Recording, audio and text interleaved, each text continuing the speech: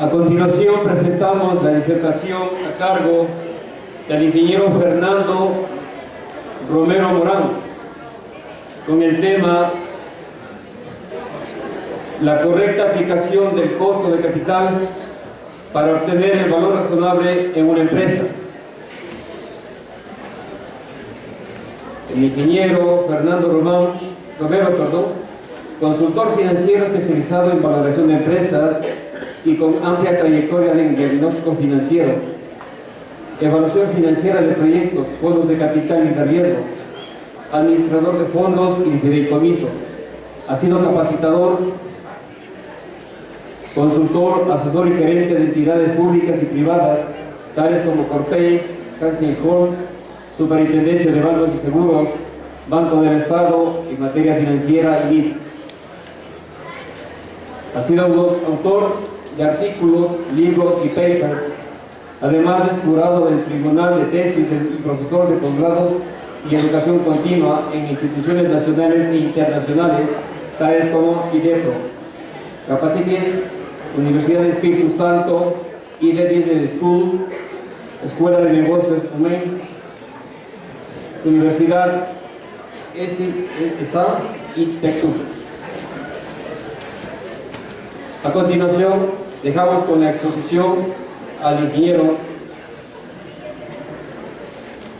Fernando Romero. Un aplauso, por favor.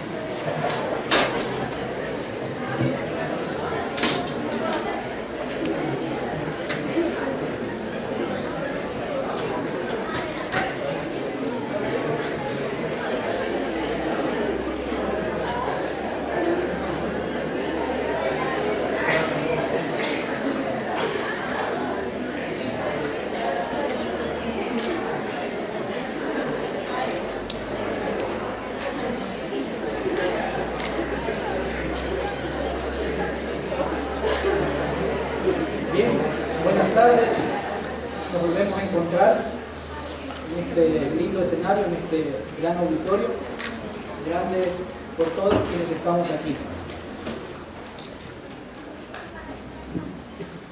En esta conferencia vamos a examinar básicamente un tema que es primordial en las NIF, y es el tema del valor razonable, pero lo vamos a aterrizar a lo que es el valor razonable de una empresa.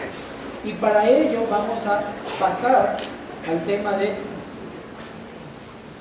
finanzas corporativas para revisar el tema de costo de capital.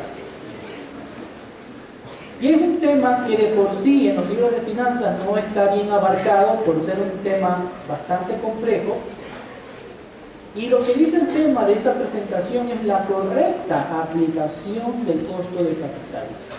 Porque vamos a revisar algunas fórmulas y vamos a ver de dónde se deriva la complejidad, no solamente de la aplicación del costo de capital, sino también de la aplicación de lo que nos interesa, que es el valor razonable.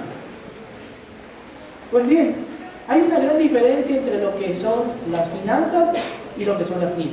Y es que las finanzas son leyes, contienen leyes, así que eso hace que las finanzas sean una ciencia.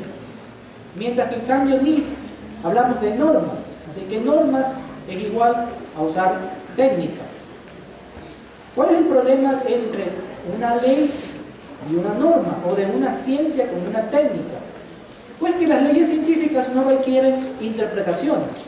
Leyes en las finanzas, ¿qué leyes hay en las finanzas? Por ejemplo, la ley de precio-rendimiento, que el precio siempre es inversamente proporcional al rendimiento. O la ley de rentabilidad-riesgo, que la rentabilidad es directamente proporcional al riesgo. O las leyes de valor presente y de valor futuro, son leyes financieras que siempre se cumplen. En cambio, las normas requieren de ciertas interpretaciones que dan lugar al uso del buen juicio profesional. Como ya vimos en las presentaciones anteriores, se requiere mucho el uso del buen juicio profesional para aplicar correctamente una norma, sobre todo incluso cuando la propia norma no abarca un tema en específico, lo cual hace que tengamos que ir ¿a dónde? Al marco conceptual. Y sobre el marco conceptual, definir en base a los criterios más básicos, qué es activo, qué es pasivo, qué es patrimonio, qué es ingreso, qué es gasto, cuándo reconocer un activo. Puedo tener un activo, pero no puedo tener derecho de reconocerlo. Igual pasa con los pasivos.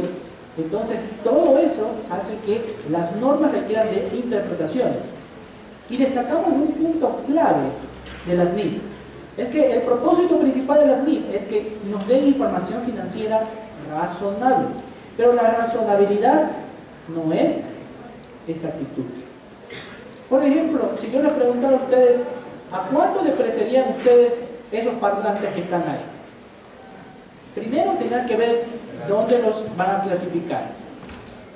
Dentro de su activo no corriente, ¿dónde los clasificarían? Segundo, ¿cuál sería la política contable a aplicar? Tercero, ¿cuál sería el método de depreciación? Y ese va a ser su buen juicio profesional. Pero puede venir otro compañero suyo y decir otra cosa, y esa otra cosa también va a estar correcta porque es su buen juicio profesional. Así que no se busca en las NIF exactitud, se busca razonabilidad. Y razonabilidad, una vez más, porque las NIF son normas, así que son técnicas. ¿Y qué técnica es esta? La principal técnica de control en las empresas, que es la contabilidad. La contabilidad, vuelvo y repito, es el principal sistema de control interno en las empresas. Una buena contabilidad asegura gran parte del éxito en el control interno y hace que incluso las auditorías cuesten menos, porque al auditor le toca revisar menos. Entonces, la contabilidad es la principal técnica de control. ¿Basada en qué? En las NIF. Pero las NIF no son ciencia, porque no tienen leyes. No siempre lo que dice la NIF se cumple. No siempre 2 más 2 es 4. Ok, entonces, viendo eso, les voy a poner un claro ejemplo de lo que es razonabilidad bajo NIF. Y hablemos acerca de eso, ese concepto que es el valor razonable. De acuerdo a las NIF, ¿cuántos criterios de valor razonable existen? Nada menos que 4 criterios de valor razonable, y todos son razonables. O sea, si yo uso cualquiera de ellos, estoy en lo correcto. Tengo, por ejemplo, un criterio basado en el pasado, que es el costo histórico, un criterio basado en el presente, que es el costo corriente o el valor realizable, y en el futuro tengo lo que es valor presente o valor de uso. ¿Cómo se aplicaría cada uno de estos criterios de valor razonable? Les pongo un ejemplo. Digamos que hace 2 años me compré esta laptop con la que estoy trabajando en este momento. Cuando yo la compré me costó $1000. ¿Eso qué vendría a ser? Costo histórico, ¿verdad? Resulta que hoy en día yo me puedo comprar una laptop nueva de paquete con similares características, pues tendrán que pagar $1200. Eso sería un valor de reposición. O podría vender en internet, en Mercado Libre o en eBay, la que ya tengo en estos momentos, y me darían unos $800. ¿Eso qué vendría a ser? Valor de liquidación. Pero también tengo la opción de que con mi laptop puedo realizar trabajo de consultoría independiente, facturo, me va muy bien, y al traer eso a valor presente tendría hoy un valor esperado de $2000. Pregunta, ¿cuál de ellos es el valor más razonable? ¿Cuál de ellos sería el valor más razonable?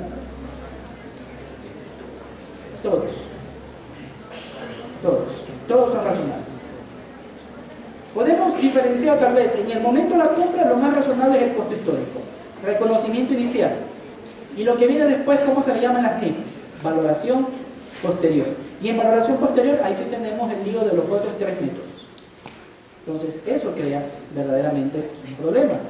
Problema que no existe en las finanzas, porque en finanzas simplemente valor razonable se la conoce como valor justo o fair value, y este es determinado solo por una fórmula, la fórmula de valor presente. Ahí está la tercera ley de la que yo les hablaba. La fórmula de valor presente, tanto en tiempo discreto como en tiempo continuo, es la forma ideal para determinar ese valor justo o fair value del cual hablan los libros de finanzas corporativas. Entonces resulta que el fair value o valor justo es solamente una de 4 opciones que las NIF me dan. Entonces lo que vamos a hacer ahora es, descartando las otras 3, nos vamos a concentrar justamente en esa cuarta forma de calcular el valor razonable utilizando la técnica del descuento de flujo de caja.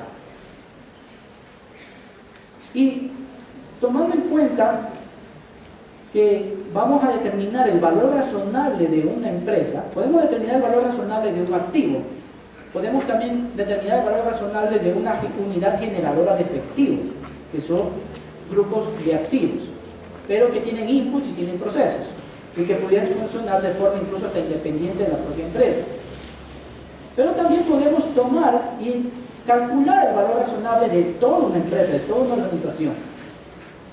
Para ello, vuelvo a recalcar esta idea que la presenté en la mañana. Si yo voy a trabajar con el método de descuento de flujo de caja, yo necesito 2 cosas. 1, el flujo de efectivo apropiado, y 2, la tasa de descuento apropiada. Necesito esos 2 elementos. Pero ¿qué resulta? Que cuando se hace valoración de empresas, obtener el flujo no es tan fácil y obtener la tasa tampoco es tan fácil. Entonces, pensemos en el flujo de efectivo. ¿Dónde podríamos encontrar el flujo de efectivo?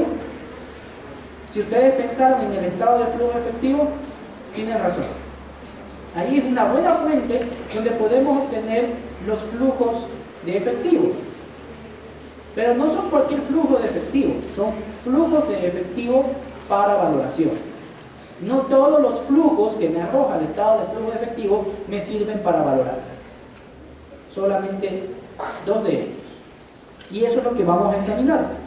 Vamos a ver primero la diferencia entre los flujos contables y los flujos financieros. No voy a hablar acerca de cómo se elabora un estado de flujo efectivo, yo supongo que ustedes saben cómo hacer eso. Pero en todo caso, los flujos que me bota el estado de flujo efectivo, ¿qué equivalencia tienen esos flujos con los flujos que se usan en las finanzas corporativas? Y a partir de esos flujos vamos a presentar fórmulas apropiadas de costo del capital. Una premisa fundamental e importantísima para calcular el valor razonable de toda una empresa es justamente esto. Todos los métodos de valoración por descuento de flujo de fondos obtienen exactamente el mismo resultado con respecto al valor de la empresa. La práctica profesional hoy en día hace de que si yo aplico un método, me da un valor.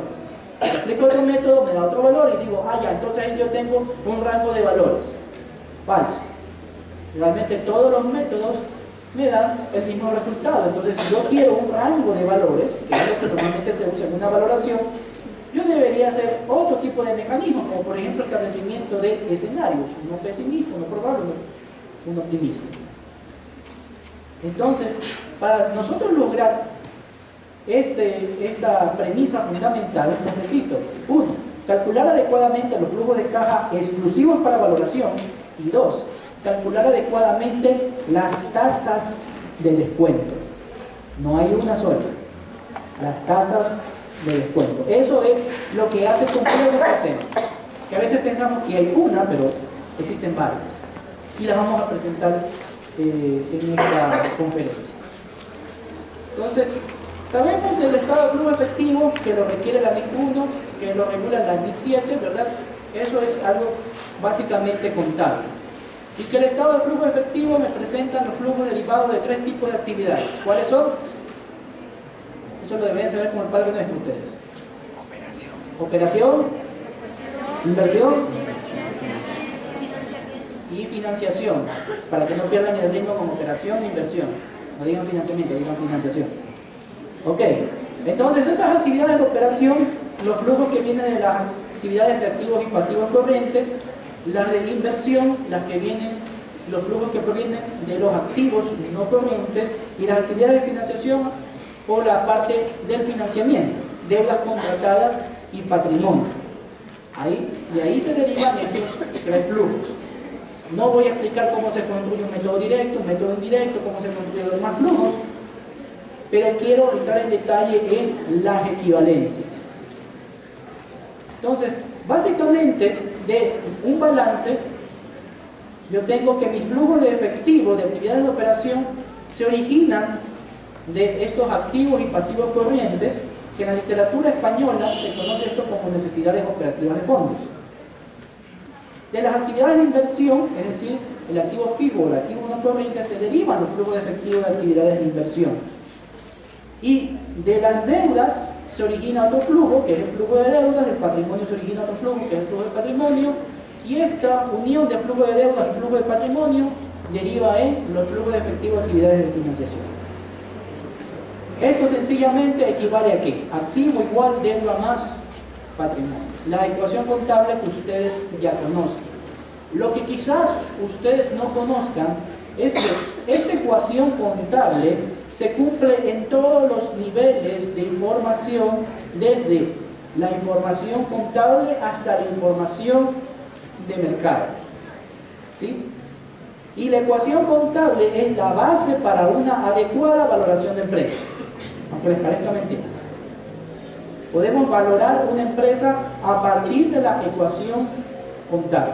Así que no crean que esto es algo sencillo, que es simplemente una formulita como cualquier otra. No, tiene mucha importancia. La ecuación contable y la partida doble son elementos claves para determinar una correcta valoración de empresa. ¿Por qué? Y aquí vamos en detalle. Porque esa ecuación contable se cumple no solamente en los saldos, se cumple también a nivel de flujos. ¿Cómo es esto? Si yo digo activo igual deuda más patrimonio, entonces en los flujos yo debo tener exactamente lo mismo. Es decir, que los flujos del activo sean exactamente igual a los flujos del pasivo más los flujos del patrimonio. Se tiene que seguir cumpliendo la ecuación contable. Pero resulta que nosotros sabemos que cuando armamos estado de flujo de efectivo, mi resultado final del estado de flujo de efectivo, ¿qué es? Es la variación del efectivo. O sea que no hay una igualdad, más bien existe una desigualdad. Si nosotros queremos crear una igualdad entre los flujos del activo con los flujos de la deuda y del patrimonio, tenemos que de los flujos del activo excluir esa variación de excedentes, que es mi resultado final del estado de flujo efectivo. Entonces, ahí sí se cumpliría flujo del activo menos variación de excedentes. Eso es un flujo igual a flujo de deuda más flujo de patrimonio, y se sigue cumpliendo la ecuación contable. ¿Sí? Entonces, contablemente, ¿a qué me refiero a flujo del activo? A la suma de los flujos de operación y de inversión. Y los flujos de actividades de financiación están compuestos ¿de qué? Compuestos de flujo de deuda y flujos de patrimonio. Pero eso tal vez es algo que ustedes no se han percatado al momento de armar un estado de flujo de efectivo. ¿Por qué? Porque la NIC 7 me habla acerca de, para construir los flujos de actividades de financiación, me dice todos los ingresos por deudas contratadas y aportes de accionistas, ahí ya se mezcló deuda con patrimonio. Y todos los egresos, me dice amortización de deudas, pago de intereses, retiro de capital y pago de dividendos. Mezcló en un solo concepto nuevamente deuda y patrimonio. Entonces, todos los ingresos, todos los egresos. Pero ¿qué tal si cogemos ingresos y egresos por deuda y los separamos de los ingresos y egresos por patrimonio? En ese momento nosotros tendríamos dos flujos: el flujo de la deuda y el flujo del patrimonio. Entonces, vuelvo y repito esta idea que es clara. NIC 7, ¿qué me dice? Flujo de operación más inversión más financiación es igual a variación del efectivo. De tal forma que flujo de operación más inversión, es decir, flujo del activo, no es igual al flujo de financiación. O que es lo mismo, flujo del activo no es igual a flujo de deuda más flujo de patrimonio. Para que sea igual y se cumpla la ecuación contable, ¿qué tengo que hacer al flujo del activo?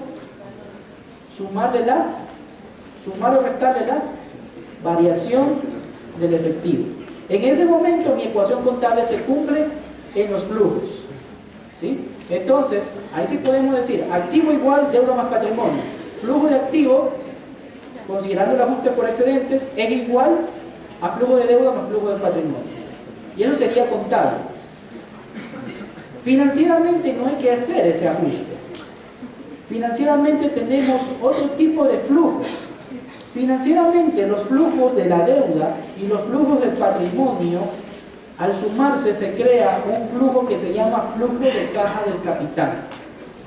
O en inglés, cash flow to debt plus equity cash flow equals capital cash flow, o flujo de caja del capital. ¿Ok? Tal vez por la literatura financiera a veces estamos más acostumbrados a los términos en inglés que a los términos en español.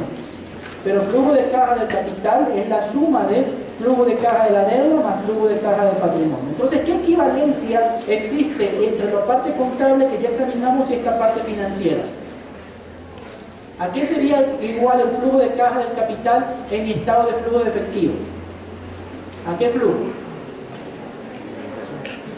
¿A qué? Flujo de caja del capital, ¿a qué sería igual en mi estado de flujo efectivo? Al de financiación, exactamente.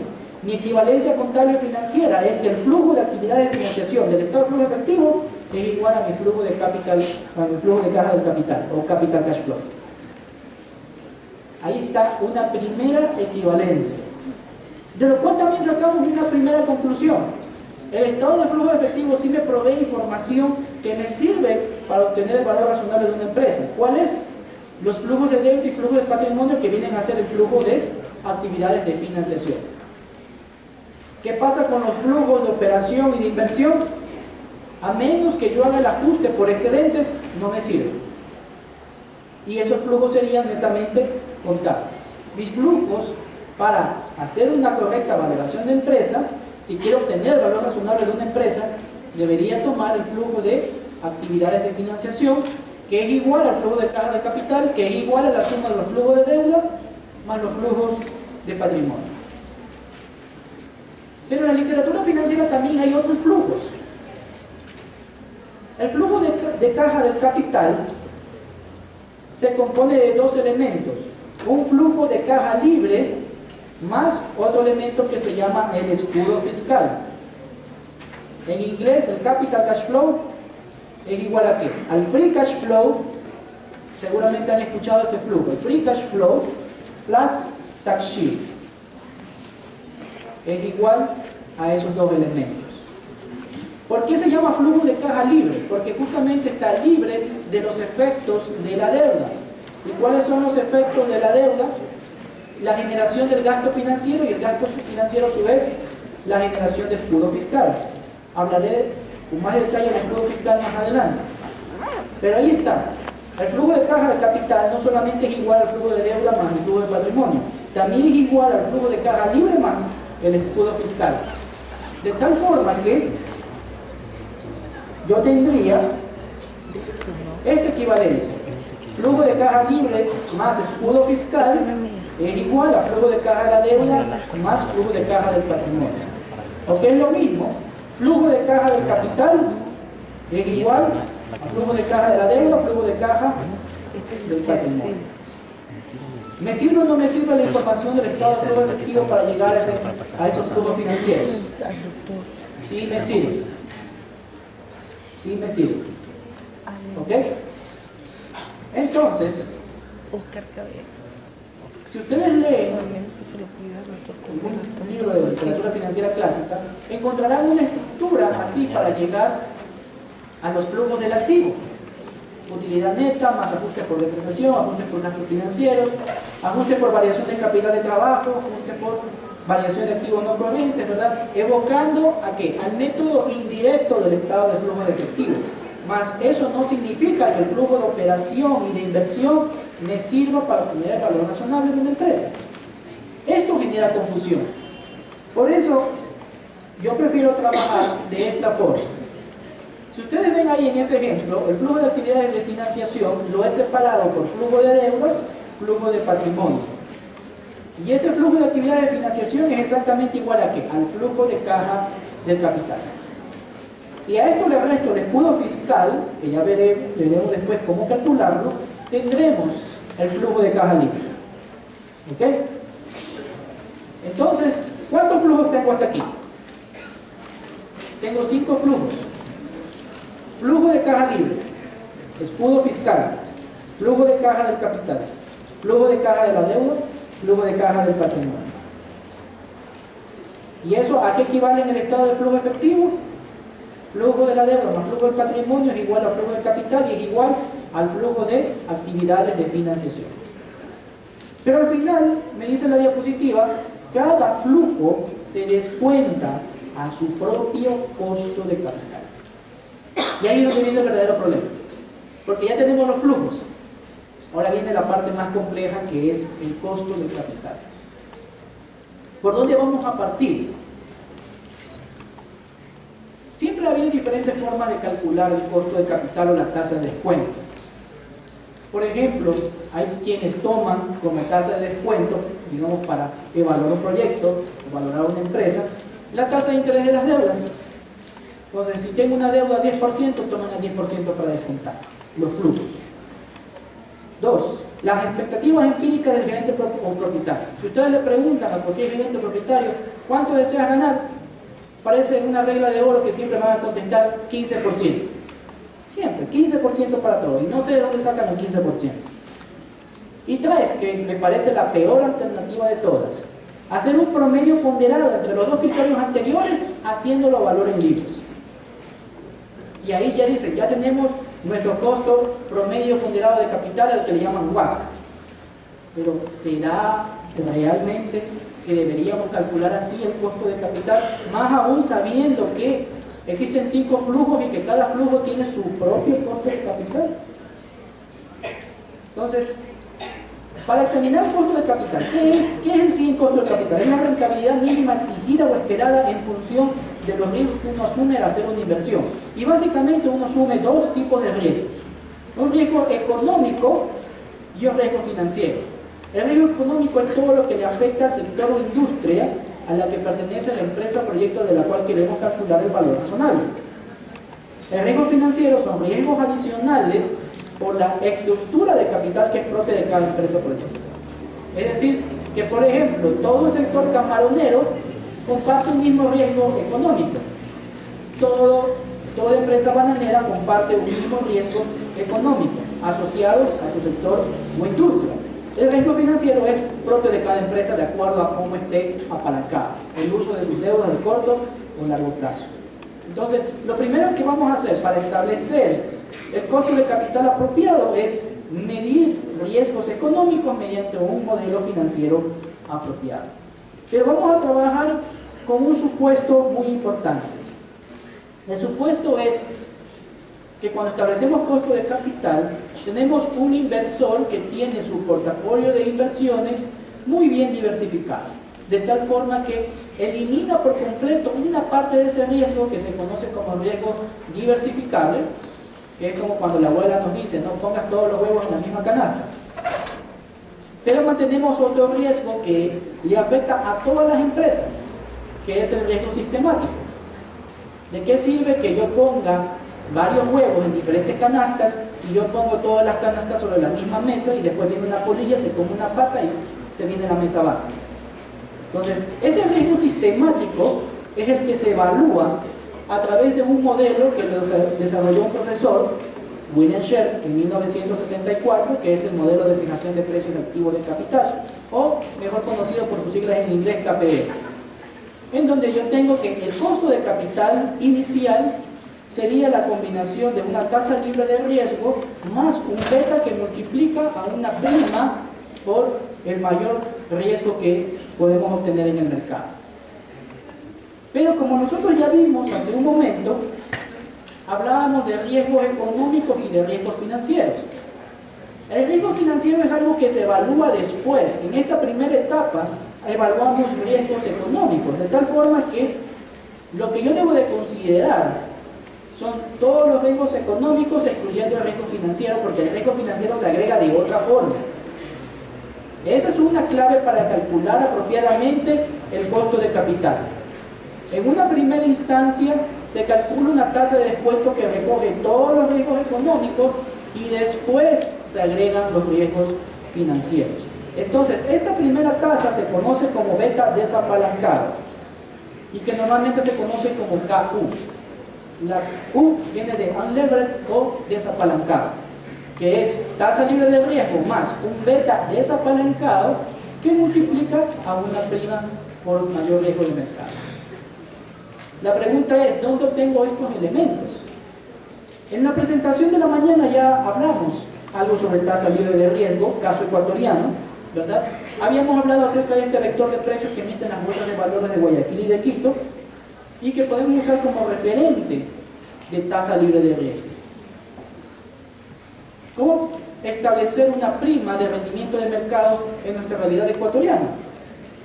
Podemos tomar como prima el riesgo país. Claro, hoy en día el riesgo país está disparado, el gobierno está haciendo esfuerzos por bajar ese riesgo país, pero si se valora una empresa, si se estima el valor razonable de una empresa en la actualidad con ese riesgo país disparado, vamos a obtener que el valor razonable va a ser muy bajo. Es más, escribí un artículo para la revista de la Cámara de Comercio de Guayaquil donde explico justamente este tema, la revista del mes de octubre. Ustedes pueden ingresar a la cámara.org, buscar la sección revista comercio y se descargan el artículo, o también en mi página web. Pero el gran problema de nuestro mercado son los betas, porque no tenemos información para obtener los betas. Entonces, ¿qué es lo que normalmente se hace con los betas? O contratamos un servicio pagado, como lo que dan Bloomberg o Reuters, para tener información con respecto a betas, o buscamos una fuente gratuita que sí las hay, como por ejemplo la página del profesor Damodarán en Estados Unidos. En vez de copiar todo el link, yo les sugiero, pongan en Google Damodarán, el primer link que les sale en la página del profesor. Y ahí van a ver una sección donde les diga betas apalancados y desapalancados por industria. Y presenta diferentes opciones para Estados Unidos, Europa, Japón, mercados emergentes, solo China, solo India, índice global. Lo más que nos asemejamos nosotros, pero así que nos asemejamos, es en los mercados emergentes. Así que podríamos tomar un beta de mercados emergentes, pero siempre respetando que sea beta desapalancado. Y el profesor Damodarán siempre ofrece betas desapalancadas. ¿Okay? Entonces, con la información que tenemos, beta desapalancado, riesgo país y tasa libre de riesgo, nosotros calculamos un primer nivel de costo de capital que se conoce como costo desapalancado. Y es desapalancado, ¿por qué? Porque no toma en cuenta los riesgos financieros, no toma en cuenta la estructura de capital. Es decir, que este costo desapalancado me serviría muy bien para estimar el valor razonable de una empresa cuyos activos están financiados enteramente, ¿por qué? Vía patrimonio, exclusivamente patrimonio. Para eso me sirve el costo desapalancado, para estimar el valor razonable de una empresa que está financiada exclusivamente con patrimonio, no tiene deudas contratadas con interés de corto y largo plazo. Pero ¿qué pasaría entonces con una empresa que sí tiene deudas? Es decir, cambia su estructura de capital, ya no es 100% patrimonio, sino que es una mezcla, deuda y patrimonio. Para eso será importante revisar unas proposiciones de dos profesores, Franco Molinial y Merton Miller. Estas dos proposiciones dicen lo siguiente. La primera proposición dice que el valor de una empresa apalancada es igual al valor de una empresa desapalancada. Es decir, que la primera proposición que ellos ponen es: una empresa sin deuda vale lo mismo que una empresa con deuda. Bajo un supuesto principal, no existe impuesto a la renta. ¿Ok? Ese es el primer supuesto. Aquí. En otras palabras, como les muestro, la empresa apalancada vale razonablemente lo mismo que la empresa desapalancada. ¿Cómo se llega entonces a esta igualdad? Básicamente haciendo lo siguiente. La segunda proposición dice que el costo de capital accionario de una empresa apalancada, CAE, será igual al costo de capital accionario de una empresa desapalancada, KU.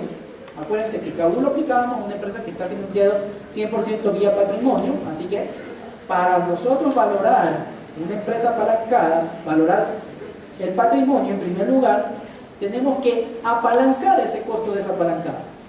¿Y eso se hace cómo? partiendo del costo desapalancado KU más una prima por mayor riesgo. Aquí es igual a esa prima, a la diferencia entre el costo de capital desapalancado y el costo de la deuda, es decir, entre paréntesis, KU menos KD, y eso multiplicado por la estructura de capital de la empresa apalancada definido por el ratio deuda-patrimonio. Con eso introduzco otros costos de capital. El segundo costo de capital de esta conferencia. El primero fue el costo desapalancado, KU, que ya lo acabamos de ver. El costo desapalancado que me sirve para estimar el valor razonable de una empresa que se financia exclusivamente con patrimonio. Y ahora el segundo costo, que es aplicable solo para estimar el valor razonable del patrimonio, que es el costo apalancado, que es igual al costo desapalancado más una prima por mayor riesgo financiero. Y que ¿cómo se calcula esa prima? La diferencia entre el costo desapalancado y el costo de deuda multiplicado por la estructura de capital de la empresa. Ese es el costo apalancado, el que me sirve para calcular el valor razonable del patrimonio. Pero vayan observando lo siguiente, que me dice que hay una relación deuda-patrimonio. Entonces, ese ratio deuda-patrimonio, que ustedes pueden ver ahí en la presentación, ese ratio deuda-patrimonio, ¿será que se calcula con valores contables? Se lo dejo para pensar, ya les respondo eso. Ahora sí, en un mundo real, con impuestos a la renta, impuestos corporativos, ahora la proposición 1 cambia. Esta proposición dice que el valor de una empresa apalancada es igual al valor de una empresa desapalancada más el valor razonable o valor presente del escudo fiscal proveniente del uso de las deudas. O sea que, en otras palabras, una empresa apalancada vale más que una desapalancada.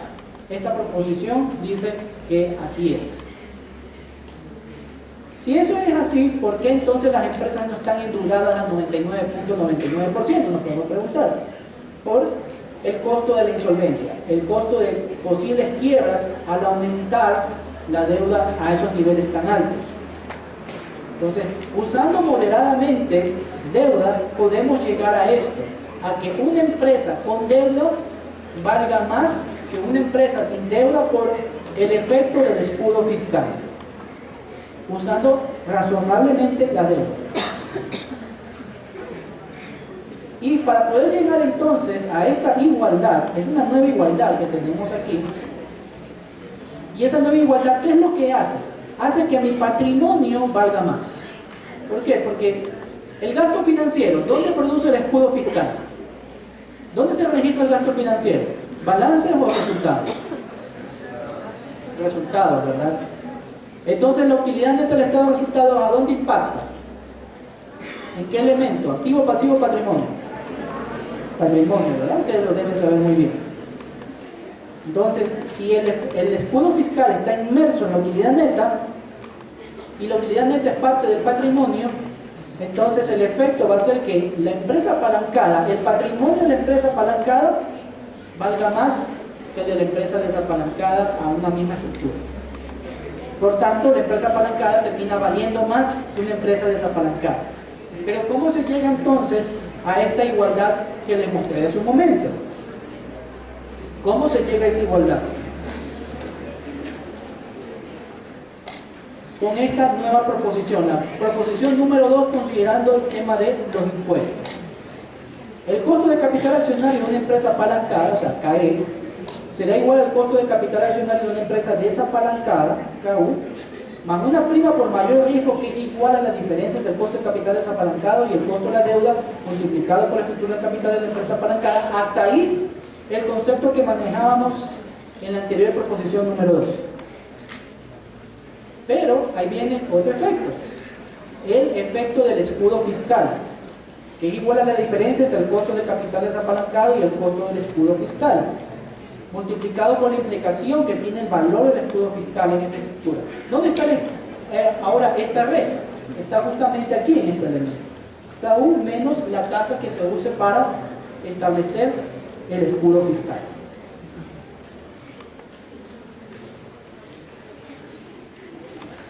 Hay ciertas preguntas que contestar al respecto. Primero, los ratios de estructura de capital se deberían calcular con información contable histórica. Por ejemplo, estos ratios, deuda sobre patrimonio o valor presente de escudo fiscal sobre patrimonio, debería calcularlos con información histórica. Y si no es así, ¿cómo se obtiene el valor razonable de esos elementos, de esos ratios?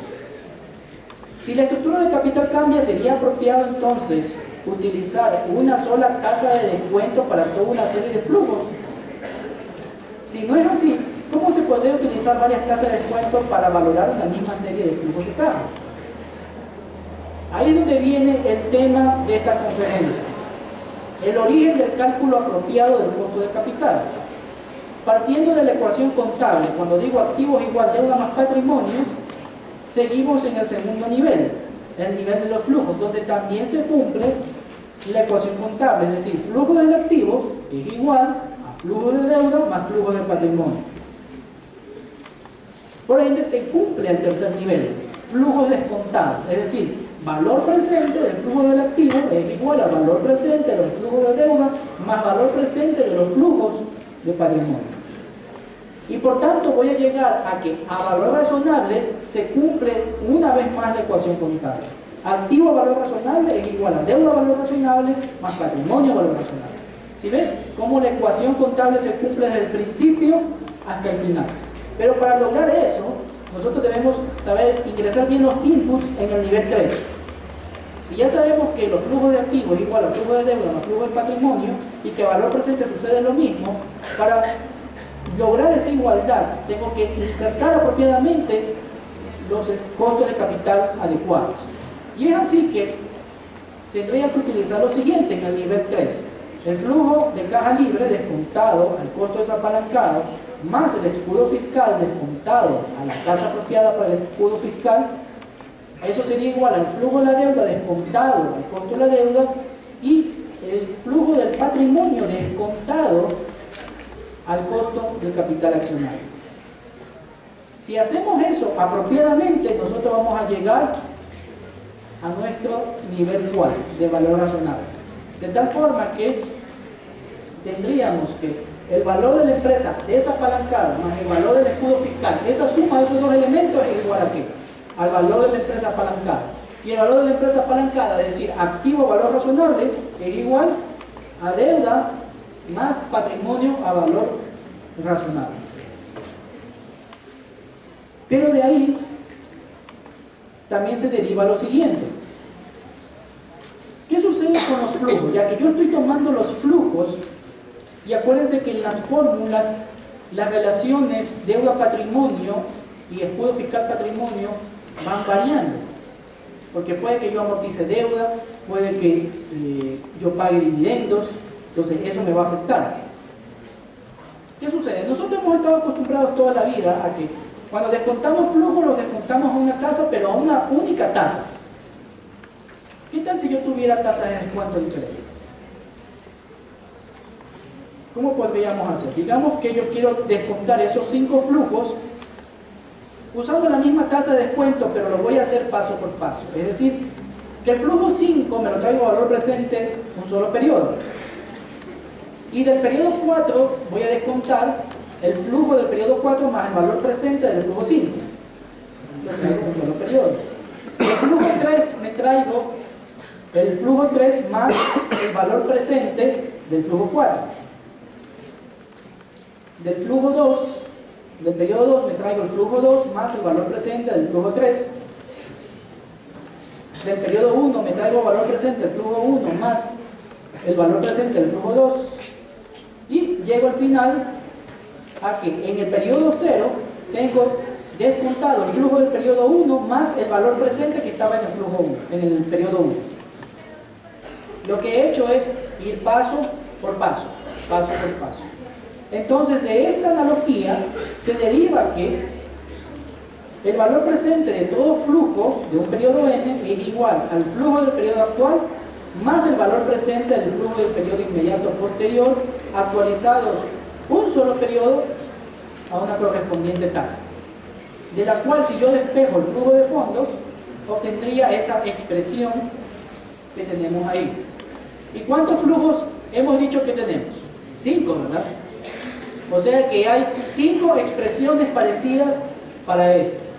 Y combinando las expresiones adecuadas, yo voy a llegar a esas ecuaciones.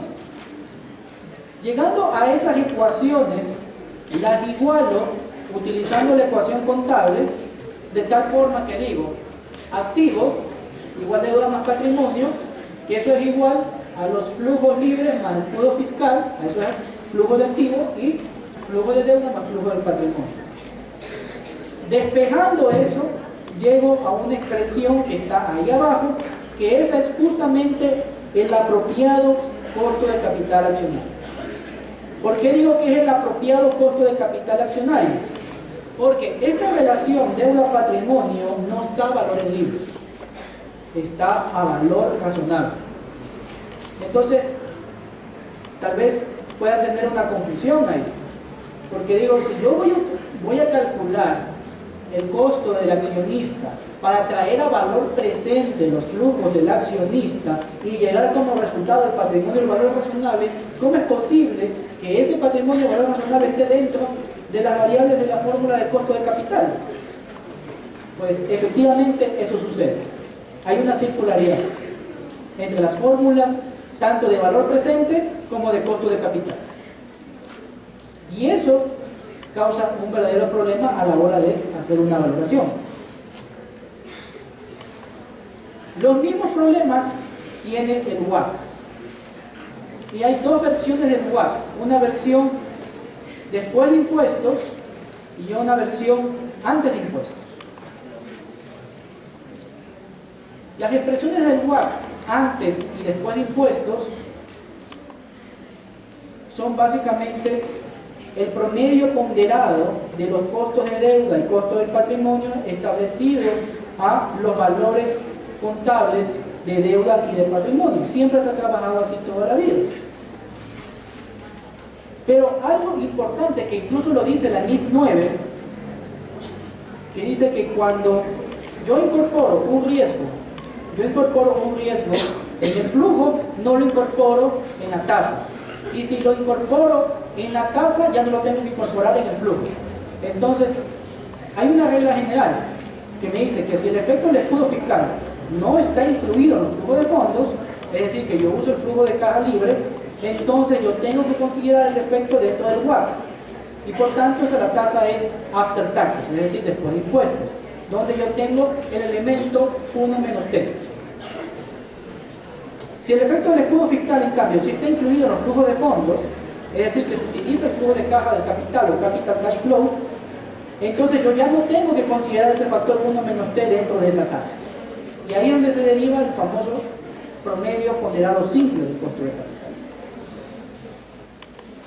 Vamos a ver con estas formulitas cómo llegamos a estas fórmulas que están aquí. Nivel 1, valor contable igual activo igual deuda más patrimonio. Lo mismo se cumple a nivel de flujos. Los flujos del activo, es decir, flujo de caja libre más el flujo fiscal, es igual al flujo de la deuda más flujo del patrimonio. Nivel 3, flujos descontados. Para cumplir esta igualdad, ¿qué tengo que hacer?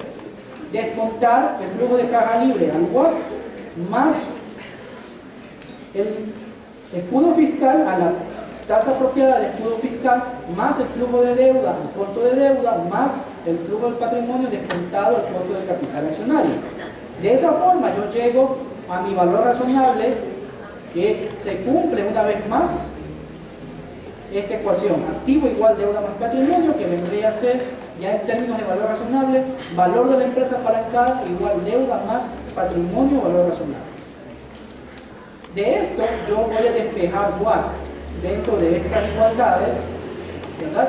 Y al despejar WACC yo voy a llegar a esta expresión que es exactamente igual a la que les presenté hace un momento, pero con la diferencia de que en el denominador lo que yo tengo aquí no es un valor contable, es el valor de la empresa. Nuevamente, efecto circularidad, lo cual hace complicado hacer esta fórmula de forma manual. Tendríamos que utilizar una plantilla tipo Excel. Y así podríamos también calcular la tasa que es del WACC antes de impuestos. en donde yo utilizo esta tasa para descontar el flujo de caja del capital. Y una vez más, este valor que está en el denominador no es el activo a valor contable, es el activo a valor razonable, o en otras palabras, el valor de la empresa. El escudo fiscal del cual se habla justamente aquí, en estos costos de capital, el escudo fiscal me dice que es el ahorro legal en el pago de impuestos directos que se produce tan solo por cambiar la forma en que se financian los activos. Pero ese escudo fiscal aplicado en el WACC funciona únicamente bajo tres supuestos: que el EBIT sea positivo, que el EBIT es suficiente para cubrir los gastos financieros y que el escudo fiscal se gana o aprovecha en el mismo periodo. ¿Qué significa esto? Uno, dice que el EBIT sea positivo, es decir, las utilidades operativas antes de intereses e impuestos. Eso no siempre se cumple en las empresas, porque incluso en nuestra economía, la que vamos el próximo año, puede ser que algunas empresas tengan pérdida operativa. Segundo, el EBIT es suficiente para cubrir los gastos financieros. Es decir, que después del gasto financiero todavía tengo utilidad antes de impuestos, y tampoco ocurre eso siempre. Y tercero, algo que nunca se cumple, que el escudo fiscal se gana o se aprovecha en el mismo periodo que se origina este escudo. Esta última parte quiero demostrarla con un ejemplo muy sencillo. Digamos que yo tengo una deuda por $10.000 a un año plazo con un interés del 30%, ¿verdad? La cancelación, un solo pago de capital de intereses al final y la tasa de impuestos 40%. Suponiendo que el costo, el escudo fiscal se aprovechara en el mismo año, entonces yo tendría un escudo fiscal de 1.200, es decir, los 3.000 intereses producen al 40%, 1.200. Por tanto, si el impuesto a la renta se paga en el mismo ejercicio, la empresa tendría un gasto financiero únicamente de ¿cuánto? De 1.800 en vez de 3.000, porque yo voy restando los 1.200. Entonces, después de impuestos, yo tendría una tasa interna de retorno del 18%, que sería exactamente igual a ¿qué? A multiplicar el 30% por uno menos la tasa del escudo del impuesto a la renta. Pero en cambio, yo tengo este problema, que en nuestra economía el escudo fiscal se aprovecha al periodo siguiente. Cuando yo hago la declaración de impuesto a la renta, nunca la hago el 31 de diciembre, la hago en abril. Entonces, después de impuestos, lo que yo tengo es un escudo fiscal, tendría una tasa interna de retorno del 20%, no del 18%. Por tanto, esto no se cumple. Y por tanto, el WACC no se puede utilizar, este WACC tradicional no se puede utilizar para valorar cualquier empresa. En realidad, lo que sucede con ese WACC es un caso muy especial de costo de capital. Y al ser un caso muy especial de costo de capital, yo tendría que buscar una alternativa para utilizar un costo de capital que lo pueda valorar en cualquier momento, que pueda cogerlo para cualquier tipo de flujo, no importa si tenga utilidad o si tenga pérdida. Por eso es que ha salido o se ha desarrollado una opción que se conoce como el WACC ajustado, creación de los profesores Ignacio Vélez Pareja y Joseph Tam, desarrollando del mismo planteamiento que parte de la ecuación contable y que se cumplen los flujos y en los valores presentes de los flujos se cumplen ciertas igualdades. Esta es pura matemática, pero al final yo puedo llegar a un WACC ajustado que vendría a ser igual a esa fórmula. Ese sería un WACC después de impuestos. Y un WACC antes de impuestos, siguiendo las mismas relaciones que se calcularon hace un momento, tendríamos justamente este WACC antes de impuestos. Para no hacer la cosa más complicada, voy a presentar un resumen de los costos de capital que hemos hablado en esta exposición. Y resulta que ustedes tienen ahí diferentes tasas donde en los denominadores encuentran valores razonables. Incluso en el numerador, en este WACC, también hay valor razonable. ¿Dónde no se presenta eso? En esta opción, en la cual para valorar el flujo de caja del capital, utilizaría un WACC ajustado en el cual ese WACC es exactamente igual ¿a qué? Al costo desapalancado. Por tanto, todos los métodos de valoración tienen que llegar a eso, exactamente el mismo valor de la empresa. Pero ya que les he presentado varias opciones, aquí va una recomendación gerencial para que no pierdan tiempo. ¿Qué es lo que pueden hacer? Dado que necesitamos el flujo apropiado y la tasa apropiada, mi flujo de efectivo apropiado, ¿cuál va a ser? Mi flujo de actividades de financiación del estado de flujo efectivo. Y mi tasa de descuento apropiada, utilicen únicamente el costo de capital desapalancado. Y con eso ustedes obtendrán el valor razonable de una empresa, aplicando lo que es la NIC 36.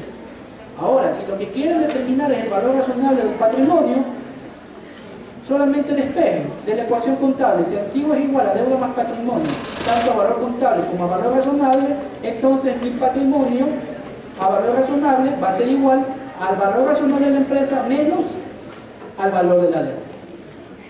Y de esa forma ustedes tendrán una valoración del patrimonio. Bien.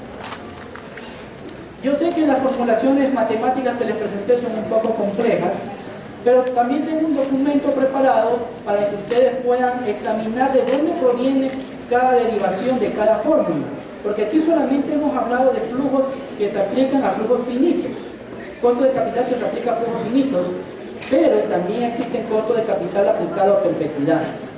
Y son otras consideraciones más complejas. ¿Ok?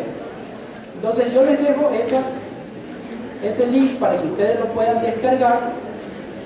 ¿Ya lo anotaron?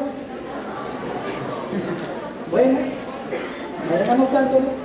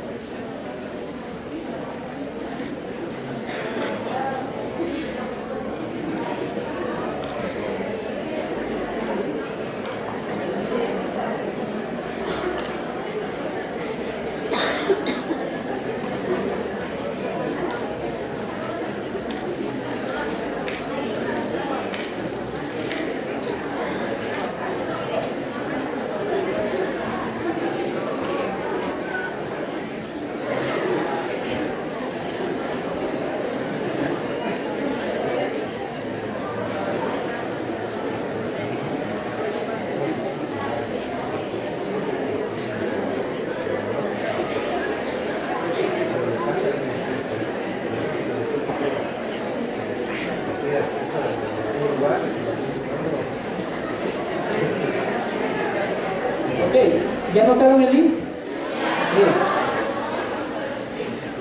Bueno, igual, también en mi página web voy a cargar la presentación, voy a cargar incluso los videos de estas conferencias para que ustedes, si algo les quedó alguna duda, ustedes puedan volver a revisar el video.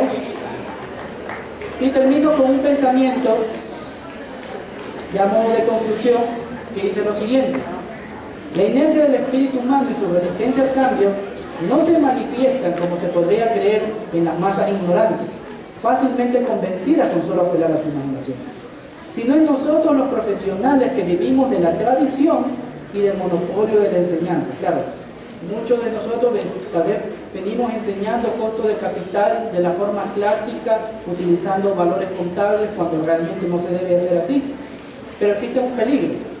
Y tal vez ese peligro haga que no queramos innovar en nuestra enseñanza. Toda innovación es una doble amenaza para las mediocridades académicas. Pone en peligro su autoridad de oráculo y evoca la horrenda posibilidad de ver derrumbarse todo un edificio intelectual laboriosamente construido por años y años. Entonces, tal vez aunque nos cueste, debemos actualizarnos en cuál es la forma apropiada de calcular costos de capital. ¿Bien? Con eso termino mi conferencia y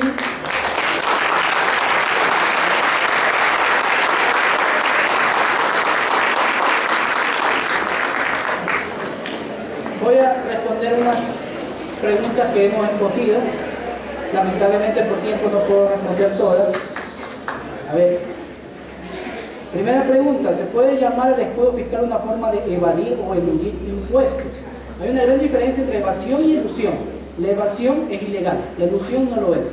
Y el escudo fiscal sí cumple los criterios de elusión, porque básicamente yo estoy utilizando un gasto financiero para disminuir el monto de impuesto a la renta, como utilizaría cualquier gasto que es deducible, pero siempre teniendo en consideración lo que dice la ley de régimen tributario interno en cuanto a la deducibilidad de los gastos financieros.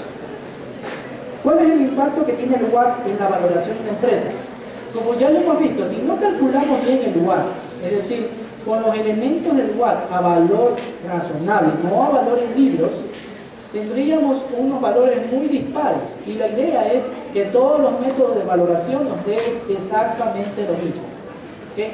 Entonces, es muy importante saber aplicar el WACC, y yo personalmente recomiendo no utilizar el WACC clásico, porque es un caso muy especial de costo de capital, sino más bien utilizar el WACC ajustado que se aplica para toda situación o circunstancia. ¿Cree usted que las NOF forman parte importante de la inversión de una empresa? Por supuesto que sí. ¿Qué son las NOF? Básicamente las NOF son la parte no cubierta de los activos corrientes necesarios, que no está cubierto obviamente por los pasivos corrientes espontáneos, así que es la parte de los activos corrientes que necesita financiamiento. Lo que normalmente se busca con el tema de las NOF es reducir las NOF a su mínima expresión para poder financiarlas de forma más fácil. Por ello, toda la gestión financiera apunta a reducir ¿qué cosa? Por ejemplo, días de cobro, días de inventario, días de pago, reducción del ciclo de consumición en efectivo, que viene a ser una reducción de la necesidad operativa de fondos y que terminan aumentando el valor de la empresa cuando se manejan de forma apropiada. ¿Cuál es la importancia de la prima de riesgo en el cálculo del WACC? La prima de riesgo primero está ¿dónde? En el costo desapalancado, ¿verdad? Cuando usamos el EMI como equivalente a la prima de riesgo del mercado.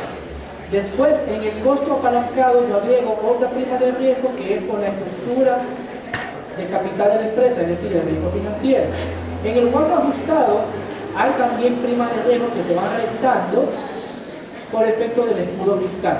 O sea, son importantes para obtener esa equivalencia. Lo más importante que deben recordar es que la ecuación contable se cumple en todos los niveles, a nivel de valor en libros, a nivel de flujo, a nivel de valor presente en los flujos y por ende valor razonable. Pero para obtener esa igualdad a valor razonable, tienen que aplicar apropiadamente el costo de capital para cada flujo de efectivo. Bien, con eso concluyo mi presentación. Muchas gracias por aguantarme en el papel.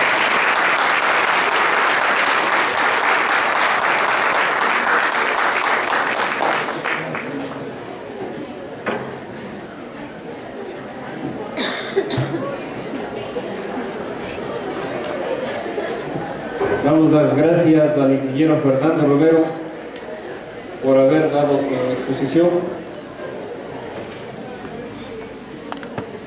De igual manera, damos las gracias a nuestros invitados especiales, nuestros expositores extranjeros,